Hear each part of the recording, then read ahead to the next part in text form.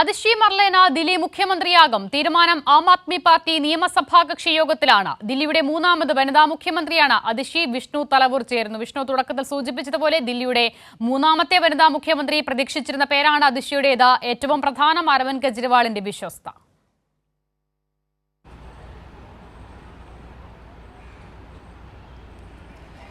അസുത തീർച്ചയായിട്ടും അത്തരത്തിൽ തന്നെയാണ് ഇന്ന് നടന്ന നിയമസഭാ കക്ഷി യോഗത്തിൽ അരവിന്ദ് കെജ്രിവാൾ തന്നെയാണ് അതിഷി മർലേനയുടെ പേര് സജസ്റ്റ് ചെയ്തത്, മുന്നോട്ട് വെച്ചത്. ആ പേരിനെ മറ്റ് MLA-മാരും പിന്താങ്ങുകയായിരുന്നു.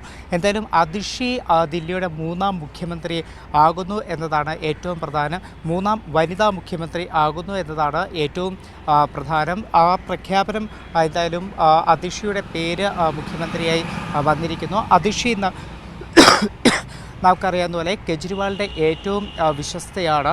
കെജ്രിവാൾ മന്ത്രിസഭയിൽ ഏറ്റവും കൂടുതൽ വകുപ്പുകൾ കൈകാര്യം ചെയ്യുന്ന ഒരു മന്ത്രി കൂടിയാണ് അതിഷി. വിദ്യാഭ്യാസം ഉൾപ്പെടെ നിരവധി വകുപ്പുകളാണ് അതിഷി മർലേന ഇപ്പോൾ ദില്ലി സർക്കാരിൽ മന്ത്രിസഭയിൽ കൈകാര്യം ചെയ്യുന്നത്. അരവിന്ദ് കെജ്രിവാൾ ജയിലിൽ പോകുന്ന സാഹചര്യത്തിലും മന്ത്രിസഭയുടെ കാര്യങ്ങൾ, സർക്കാരിൻ്റെ കാര്യങ്ങളൊക്കെ ഏറെക്കുറെ നോക്കിയിരുന്നതും അതിഷി തന്നെയാണ്. അത്തരത്തിൽ അരവിന്ദ് കെജ്രിവാളിൻ്റെ ഏറ്റവും വിശ്വസ്തയായിട്ടുള്ള അതിഷിയെ തന്നെയാണ് ഇപ്പോൾ ദില്ലിയുടെ മുഖ്യമന്ത്രിയായി തെരഞ്ഞെടുത്തിരിക്കുന്നത്. അത്തരത്തിൽ അതിഷിയെ ഒരു മുഖ്യമന്ത്രിയായി തിരഞ്ഞെടുത്ത മുന്നോട്ട് പോകുമ്പോൾ അതിൽ പല രാഷ്ട്രീയ മാനങ്ങളുമുണ്ട്. പ്രത്യേകിച്ച് ഞാൻ നേരത്തെ ചൂണ്ടിക്കാട്ടിയതുപോലെ ദില്ലിയുടെ മൂന്നാമത് വനിതാ മുഖ്യമന്ത്രിയാണ് അതിഷി എന്ന് പറയുന്നത്. നേരത്തെ സുഷമ സ്വരാജ് കുറച്ച് നാൾക്കാണെങ്കിലും ദില്ലി മുഖ്യമന്ത്രിയായിരുന്നു. അതിനുശേഷം ഷീലാ ദീക്ഷിതായിരുന്നു ദില്ലിയുടെ രണ്ടാം വനിതാ മുഖ്യമന്ത്രി. ആ ഷീലാ ദീക്ഷിതിൻ്റെ ഭരണം അവസാനിപ്പിച്ചുകൊണ്ടൊക്കെയാണ് ഇത്തരത്തിൽ അരവിന്ദ് കെജ്രിവാൾ ആം ആദ്മി ഭരണത്തിലേക്ക് വരുന്ന സാഹചര്യമൊക്കെ ഉണ്ടായത്. അതിനുശേഷമാണ് ഇപ്പോൾ അതിഷി മർലേന ദില്ലിയുടെ മൂന്നാം വനിതാ മുഖ്യമന്ത്രിയായി എത്തുന്നത്. അത് ഞാൻ നേരത്തെ പറഞ്ഞതുപോലെ ദില്ലിയുടെ രാഷ്ട്രീയത്തിൽ വളരെ അധികം സുപ്രധാനമായിട്ടുള്ള തീരുമാനമാണ്. ഇനി വിഷ്ണു തീർച്ചയായും വിഷ്ണു പറഞ്ഞതുപോലെ ഇപ്പോഴത്തെ ഒരു സാഹചര്യം കൂടിയുണ്ട്. നമുക്കറിയാവുന്നതുപോലെ അരവിന്ദ് കെജ്രിവാൾ ജയിലിലേക്ക് പോയതിന് പിന്നാലെ അടുത്തത് ആര് ആം ആദ്മിയെ നയിക്കാൻ എന്നൊരു ചോദ്യം വന്നിരുന്നു. ആ ഘട്ടത്തിൽ അതിഷി മർലേന വളരെ ശക്തമായി മാധ്യമങ്ങൾക്ക് മുന്നിൽ വരുന്നു, BJP-ക്കെതിരെ വിമർശനങ്ങൾ ഉന്നയിക്കുന്നു. അങ്ങനെ കെജ്രിവാളിന് സമാനമായ രീതിയിൽ ഒരു പാൻ ഇന്ത്യൻ മുഖമായി അതിഷി മാറുന്നത് നമ്മൾ കണ്ടിരുന്നു.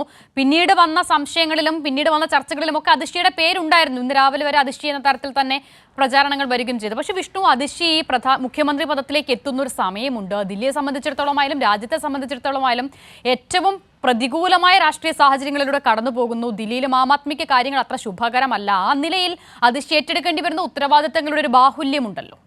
അസത തീർച്ചയായിട്ടും അതുകൊണ്ടുകൂടിയാണ് ഞാൻ നേരത്തെ ചൂണ്ടിക്കാട്ടിയത്. ദില്ലിയുടെ രാഷ്ട്രീയത്തിൽ ആം ആദ്മിക്ക് വളരെയധികം നിർണായകമായിട്ടുള്ള സാഹചര്യമാണ് അതിഷി ഒരു വനിതാ മുഖ്യമന്ത്രിയെ കൊണ്ടുവരിക എന്നത്, അതിഷിയെ മുഖ്യമന്ത്രി ആക്കുക എന്നത്. പ്രത്യേകിച്ച് ഈ നിയമസഭാ തെരഞ്ഞെടുപ്പിലേക്ക് നീങ്ങുന്ന സാഹചര്യം ആം ആദ്മിയെ സംബന്ധിച്ച് വലിയൊരു പ്രതിസന്ധി ദില്ലിയിൽ നേരിടുന്നുണ്ട്. അത് നിയമസഭയിൽ ജയിക്കാൻ കഴിഞ്ഞെങ്കിലും ഇത്തവണത്തെ ലോക്സഭാ തെരഞ്ഞെടുപ്പ് ഫലം നോക്കിക്കഴിഞ്ഞാൽ ആം ആദ്മിക്ക് വലിയ ഒരു തിരിച്ചടി ദില്ലിയിൽ നേരിടേണ്ടി വന്നു. ദില്ലിയിലെ 7 ലോക്സഭാ മണ്ഡലങ്ങളും BJP-ക്കാണ് ജയിക്കാൻ സാധിച്ചത്. ആം ആദ്മിക്ക് വലിയ പ്രചരണങ്ങളൊക്കെ തന്നെ ആം ആദ്മി നടത്തിയെങ്കിലും അരവിന്ദ് കെജ്രിവാൾ വലിയ നിയമ പോരാട്ടം നടത്തി ആ ഒരു ഇടക്കാല ജാമ്യം നേടി തെരഞ്ഞെടുപ്പ് പ്രചരണത്തിന് വേണ്ടി പുറത്തേക്കൊക്കെ ഇറങ്ങി വലിയ തോതിൽ പ്രചരണം നടത്തിയെങ്കിൽ പോലും ദില്ലിയിൽ ലോക്സഭാ